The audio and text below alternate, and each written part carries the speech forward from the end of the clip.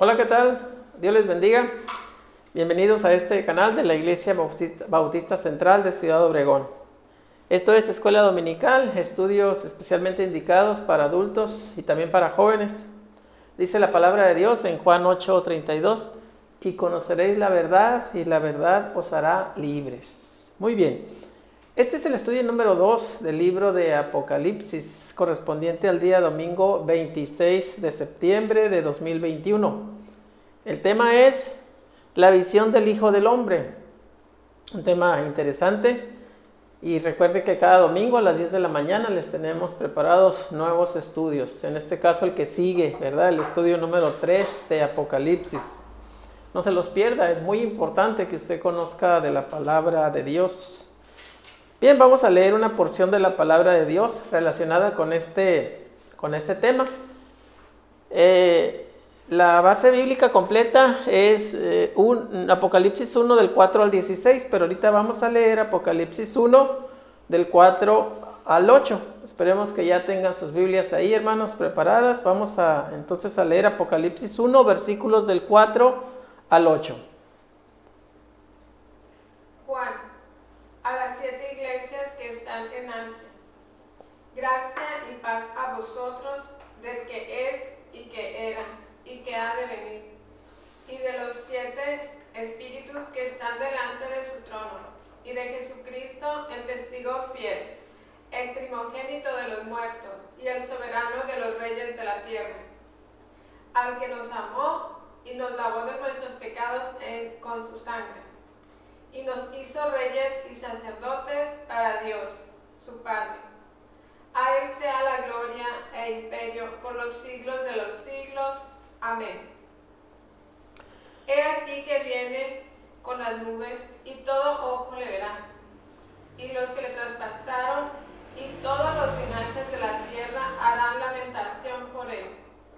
Sí, amén.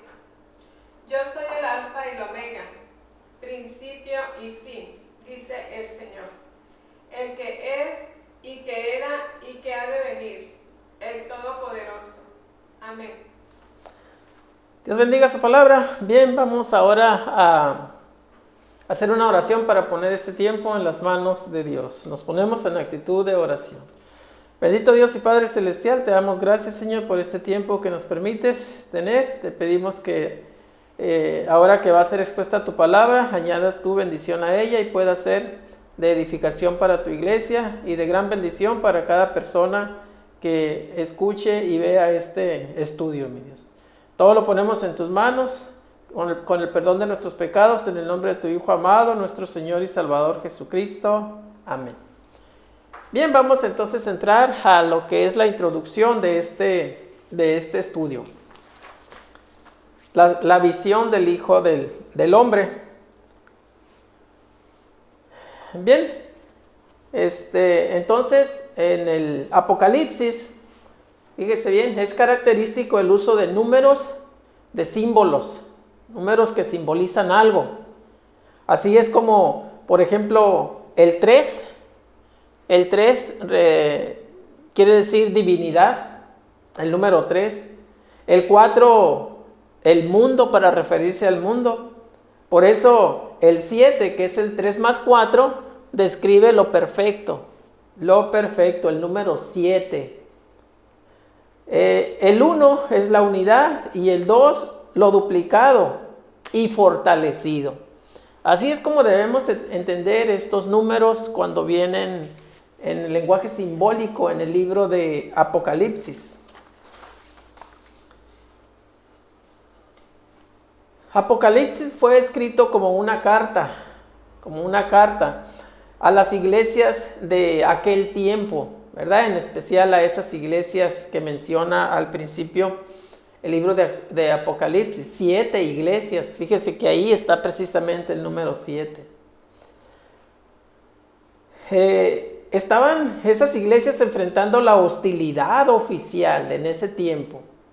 Por eso su mensaje es de ánimo para seguir adelante, para seguir en la lucha, ¿verdad? Era muy necesaria ese tipo de mensajes para esas iglesias en ese tiempo, manteniendo siempre la esperanza del triunfo final del bien sobre el mal. En los planes de Dios, el Apocalipsis es mucho más que un vehículo de consolación para un determinado momento histórico. Describe todo el curso de la historia hasta la eternidad. Fíjese bien, habíamos dicho que era un mensaje de consolación en aquel tiempo para aquellas iglesias, pero por supuesto que no se queda hasta ahí este libro profético, sino que es útil por toda la eternidad para las iglesias de hoy, pues, dándonos así un mensaje de esperanza para los cristianos de todos los tiempos. Así es. Bien, en resumen, fíjese bien, el propósito del Apocalipsis es dar claves a la iglesia de todos los tiempos para entender la realidad que enfrentan. Hay un Dios todopoderoso que se ha mostrado en su Hijo, en Jesucristo, pero frente a Él se levantan las fuerzas del mal, que seguramente serán derrotadas. Hay un tiempo estipulado donde esas fuerzas del mal van a ser completamente derrotadas. Este mundo será reemplazado por otro en el cual se exaltará la gloria de Dios por medio de cánticos, hermanos, y ahí vamos a estar usted y yo, ¿verdad? Cantándole a nuestro Dios por la gran victoria y por la erradicación al 100% del imperio del mal. Así es. Muy bien. Entonces, entrando con lo que es el análisis del texto bíblico, pues está dividido en 3 subtemas, y el primero es dedicatoria del libro. Dedicatoria del libro del Apocalipsis, basado en capítulo 1, versículos del 4 al 8. Y aquí tenemos versículos del 4 al 6 que dicen: Juan a las 7 iglesias que están en Asia, gracia y paz a vosotros, del que es y que era y que ha de venir, y de los 7 espíritus que están delante de su trono, y de Jesucristo el testigo fiel, el primogénito de los muertos y el soberano de los reyes de la tierra, al que nos amó y nos lavó de nuestros pecados con su sangre, y nos hizo reyes y sacerdotes para Dios, su Padre. A Él sea gloria e imperio por los siglos de los siglos. Amén. Bueno, dice ahí Juan a las 7 iglesias que están en Asia. Así dice, ¿verdad? Se refiere a las 7 iglesias que existieron realmente. Recuerde, en el estudio anterior ya hablábamos de estas iglesias que realmente existieron, estas 7 iglesias de Asia, y cuya región geográfica está debidamente localizada de cada una de las iglesias. Este mensaje pues se apega a la realidad histórica de aquel tiempo, por supuesto, pero no se queda hasta ahí, ¿verdad? Aclarábamos hace rato ya. Una vez que se ha establecido la importancia del simbolismo de los números entre los hebreos, nos referimos al número 7. Estamos hablando de 7 iglesias, ¿verdad? Al número 7. Para simbolizar lo perfecto. Las 7 iglesias de Asia.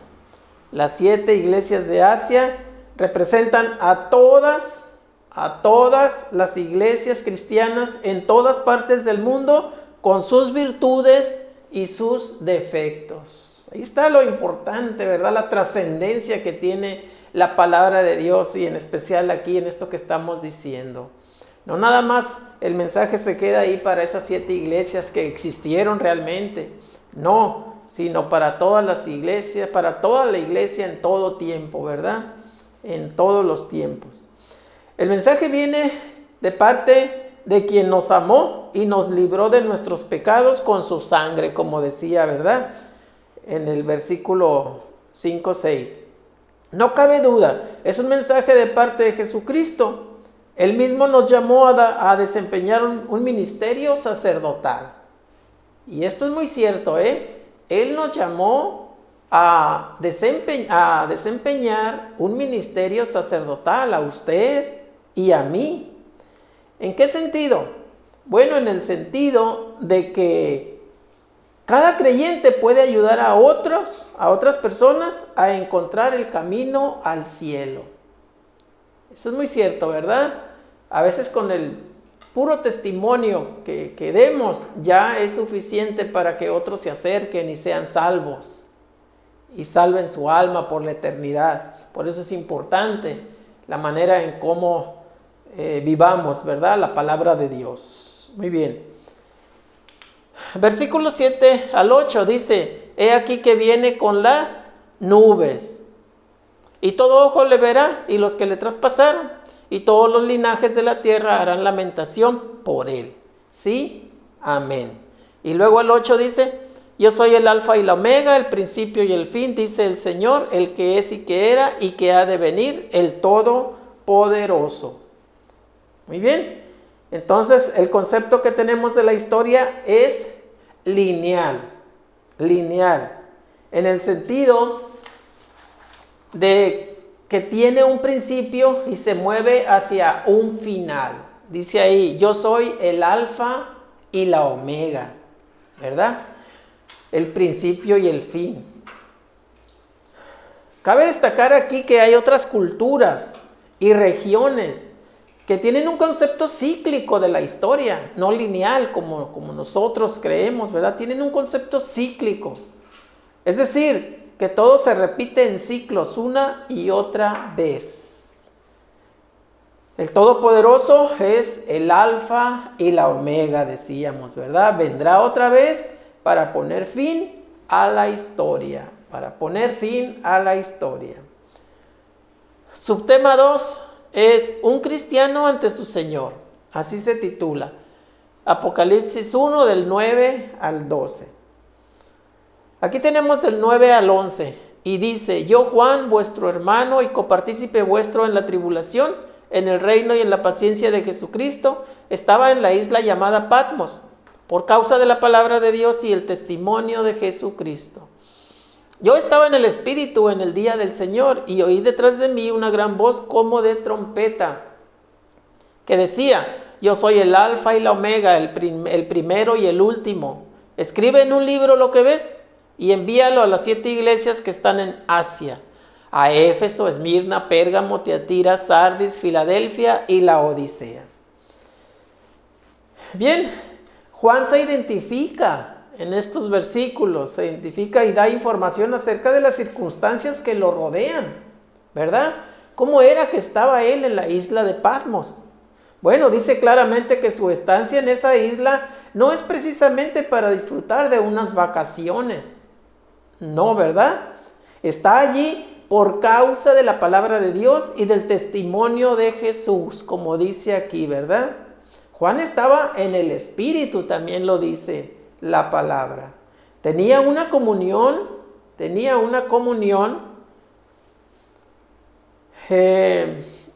con el Señor, ¿verdad? Con Dios. Miren, y por si no tenemos la idea de dónde está localizada la isla de Patmos, pues aquí tenemos el mapa, ¿verdad?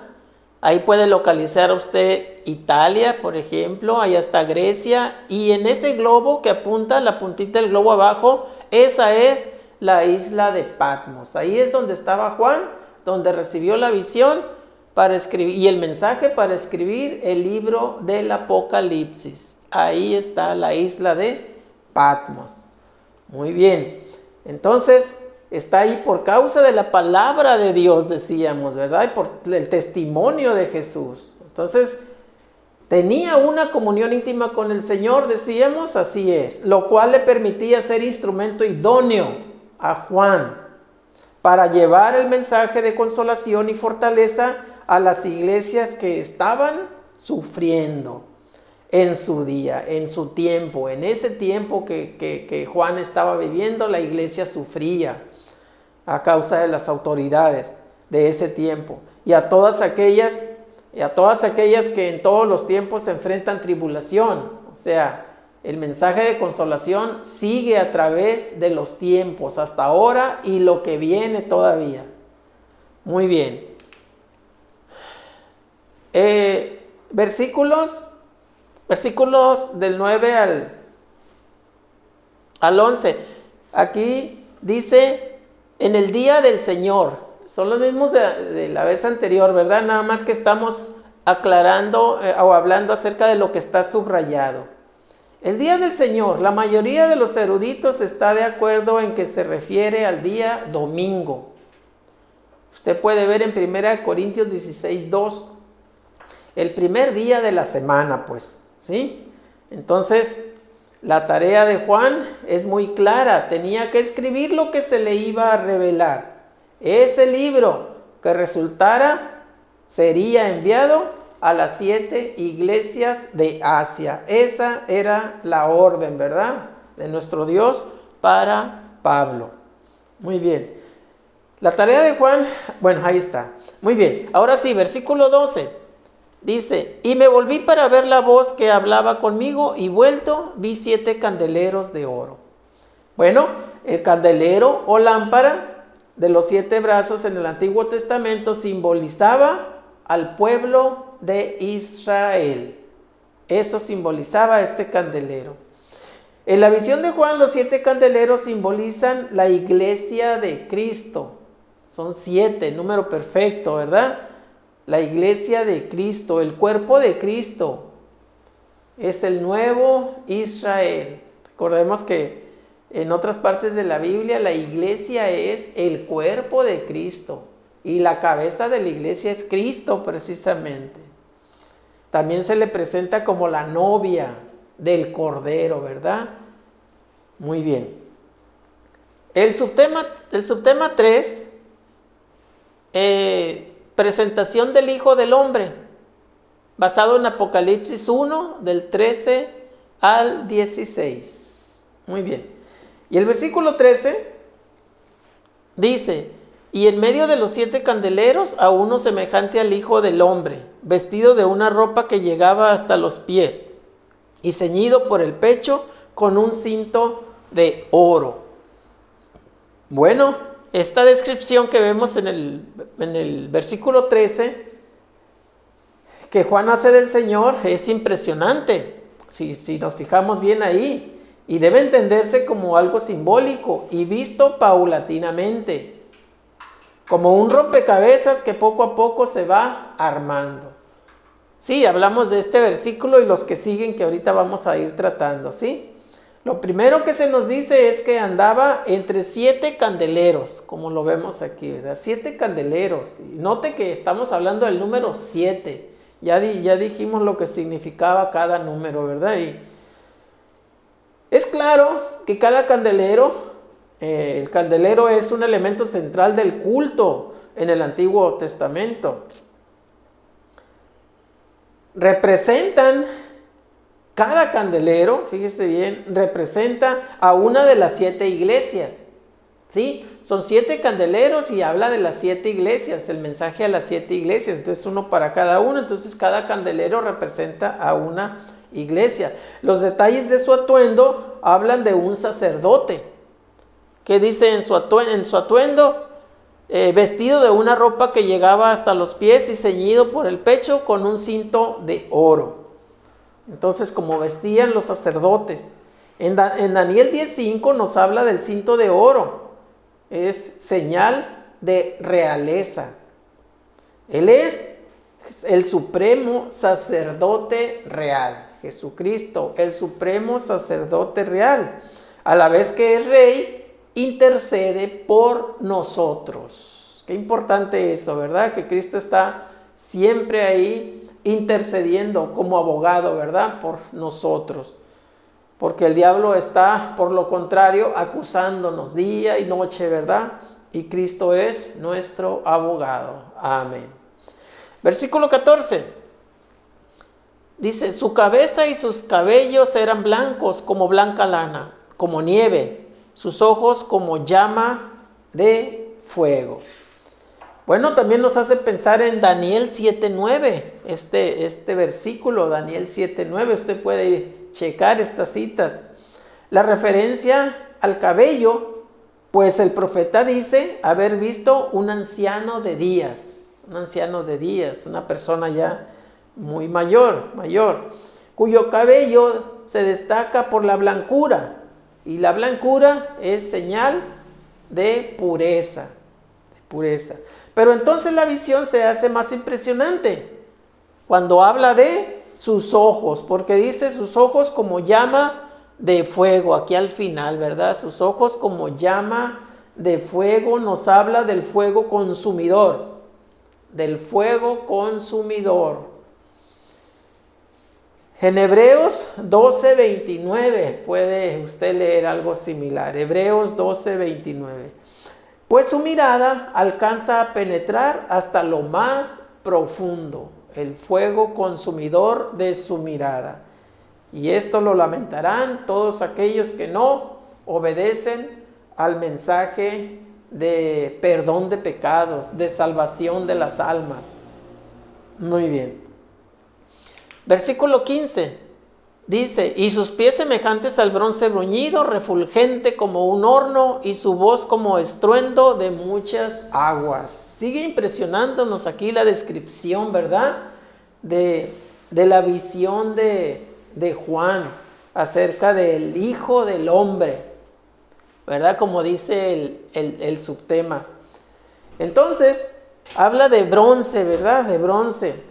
El bronce de los pies nos recuerda que ese era, en aquel tiempo, fíjese bien, ahora ciertamente ya no, pero en aquel tiempo, el material más resistente era el bronce. Usted puede checar con Daniel 10:6, el libro de Daniel, capítulo 10, versículo 6. Nos habla de su estabilidad, el bronce. ¿Por qué? Por la resistencia que tiene. Entonces nos quiere decir una gran estabilidad. La mirada se eleva al oír su voz como estruendo de muchas aguas, como dice aquí al final, ¿verdad? O sea, no una explosión, sino un continuo sonido como el de una gran catarata, el estruendo de muchas aguas.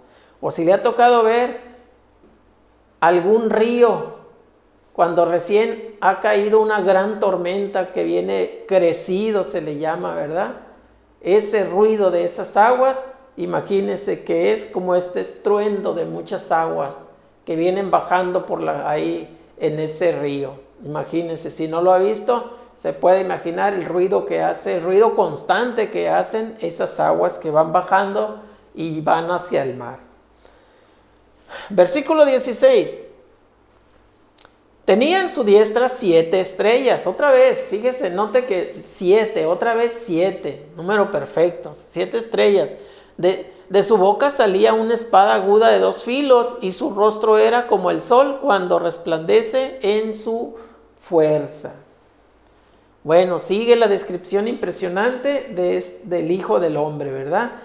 Respecto a las estrellas en su mano, pues vienen a ser otra vez las 7 iglesias. 7 iglesias en Asia que estaban, ¿verdad?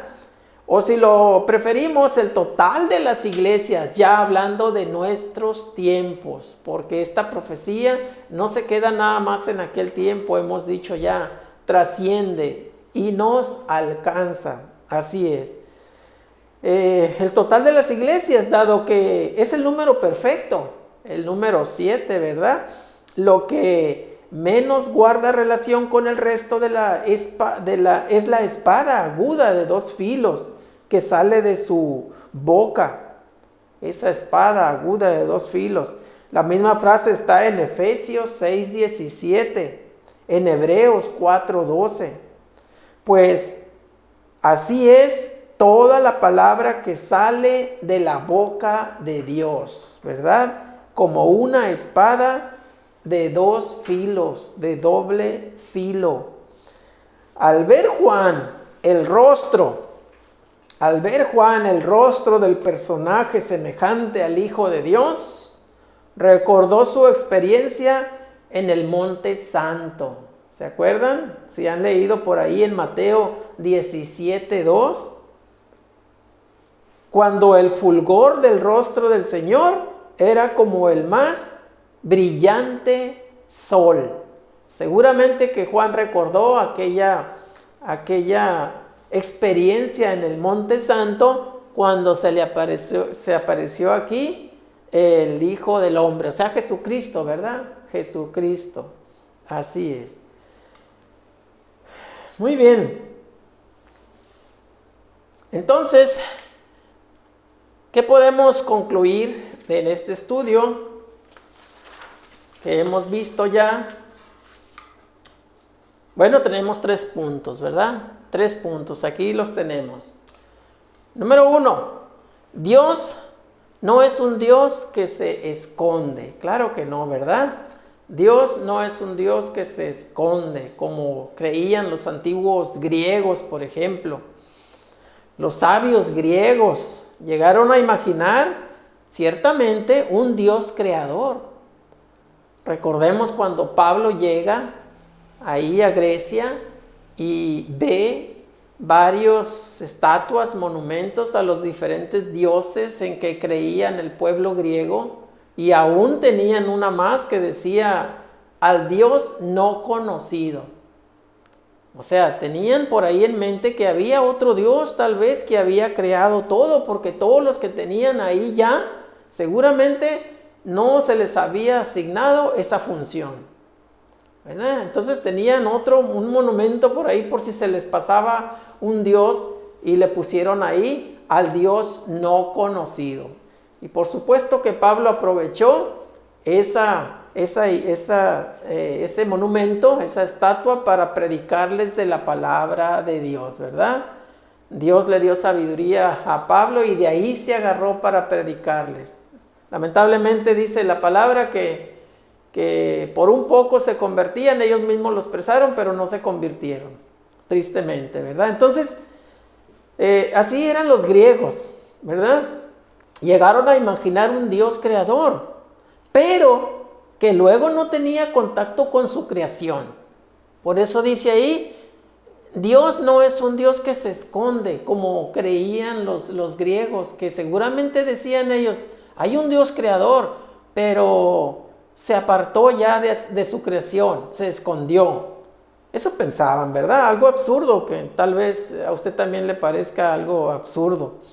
Debemos darnos cuenta de la gran prueba del amor de Dios. Fíjese bien, aquí le vamos a mencionar que Dios nos ha dado una gran prueba de su amor. No nada más una, hay que aclarar, ¿verdad? Pero aquí le vamos a mencionar que, ¿cuál es esa prueba del amor de Dios que nos ha dado? Bueno, cuando se interesó, ¿verdad?, en revelarnos su plan eterno.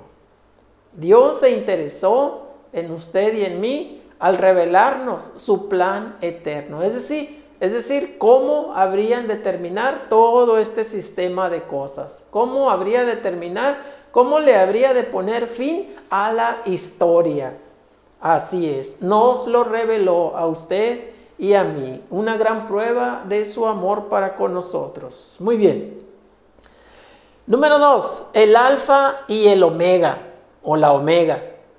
Y ahí tenemos, el alfa y el omega representan la primera y última letra del alfabeto griego. Aquí otra vez están metidos los griegos, ¿verdad?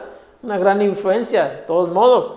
Entonces, ahí los dos primeros es las mayúsculas del alfabeto. Así se representa la A, así como la de nosotros actualmente, ¿verdad?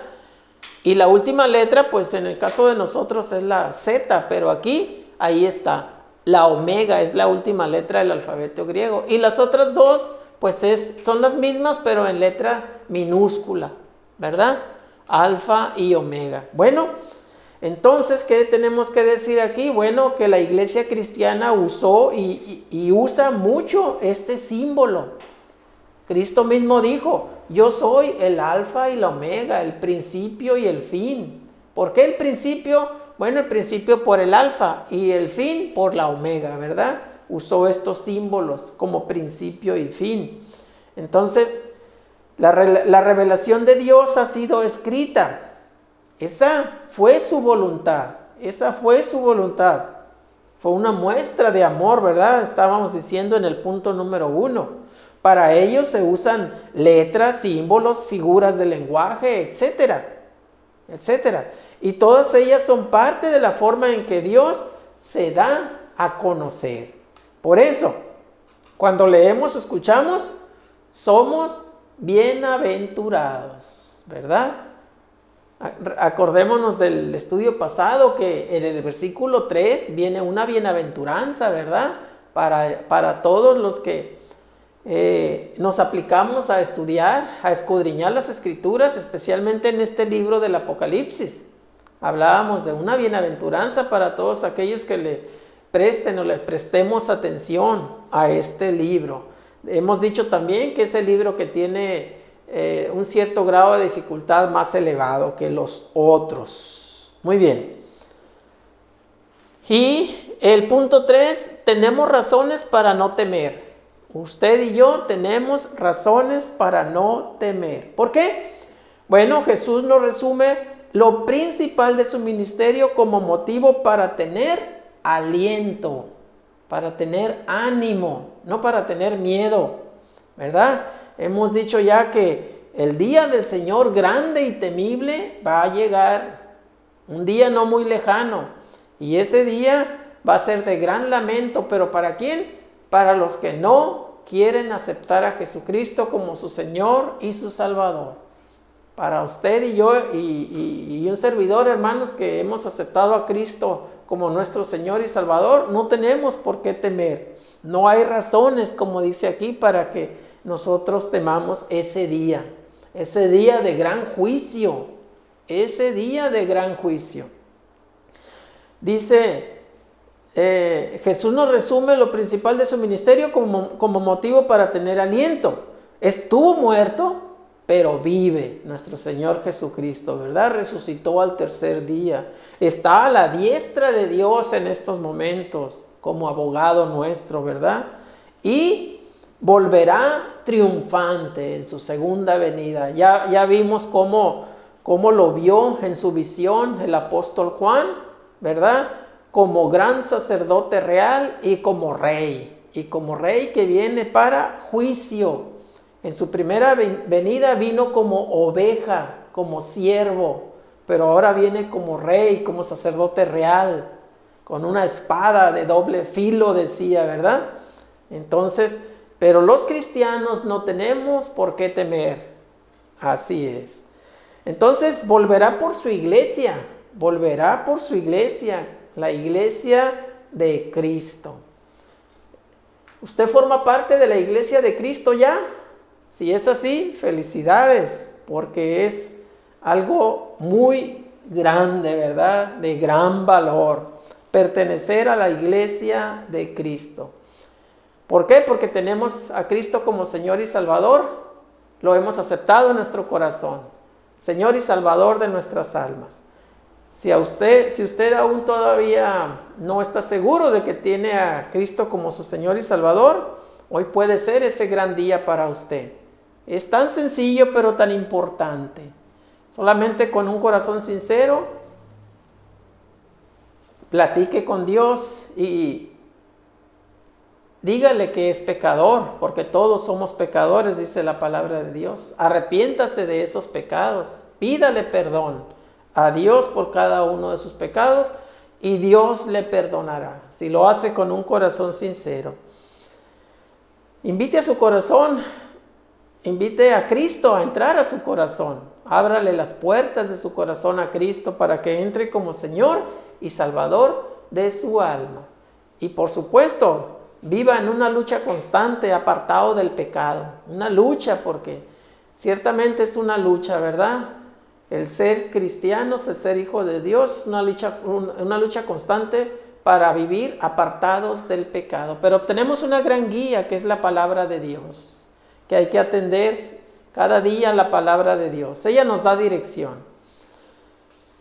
Entonces, si usted acepta a Cristo como Señor y Salvador de su alma, con eso tiene para formar parte del pueblo de Dios. Y en esa segunda venida de nuestro Señor Jesucristo, ser levantado con Él en las nubes, ¿verdad? Y escribir su nombre en el libro de la vida. Y vivir por la eternidad en ese grande y glorioso reino de nuestro Dios. Aquí abajo le dejamos más información de esto último que le decimos. Esperamos que la atienda. Si lo hace, será lo más importante que usted hará en toda su vida. Se lo digo firmemente. Lo más importante que usted hará en toda su vida, porque eso determina en dónde pasará la eternidad. Si en la gloria de Dios o en el infierno. Lamentablemente, solamente hay esas dos opciones para la eternidad. Muy bien. Gracias por haber estado con nosotros. Le invitamos a seguir en contacto por este mismo medio el próximo domingo a las 10 de la mañana. Le tendremos un nuevo estudio de la palabra de Dios.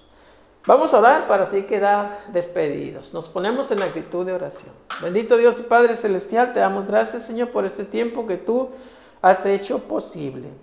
Te pedimos que esta tu palabra pueda seguir llegando a muchos corazones necesitados y que sirva para la edificación de tu iglesia. Y gracias te damos en verdad por la revelación que nos das de ella.